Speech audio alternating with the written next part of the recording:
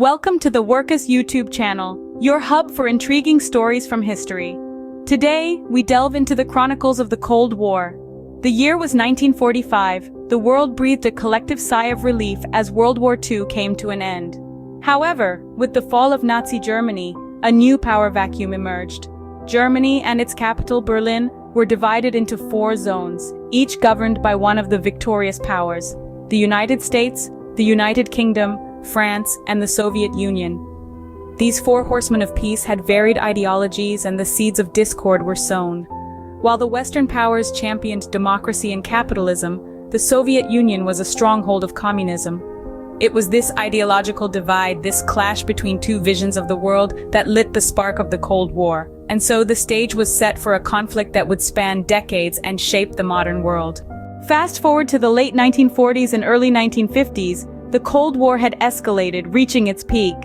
The world was split into 2 camps: the North Atlantic Treaty Organization, or NATO, led by the United States, and the Warsaw Pact, led by the Soviet Union.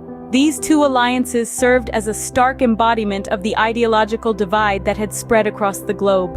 The formation of NATO in 1949 was primarily a defensive measure, a collective security against the perceived threat from the Soviet Union.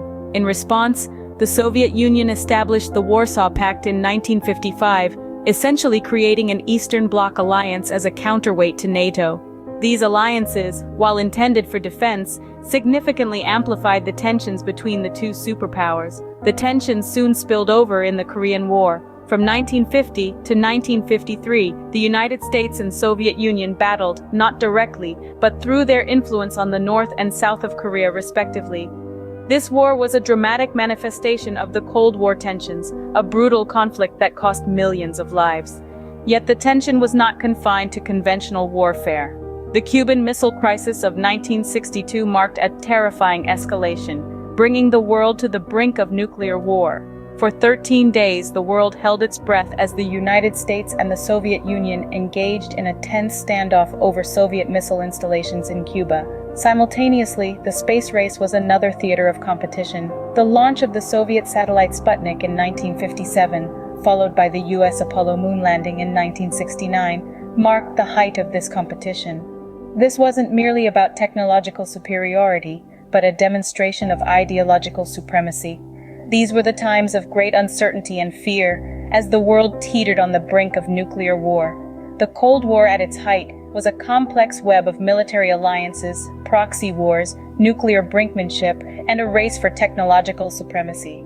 The world was caught in the middle as 2 superpowers locked horns in a battle of ideologies. As we move into the 1980s, winds of change started to blow, signaling the beginning of the end for the Cold War.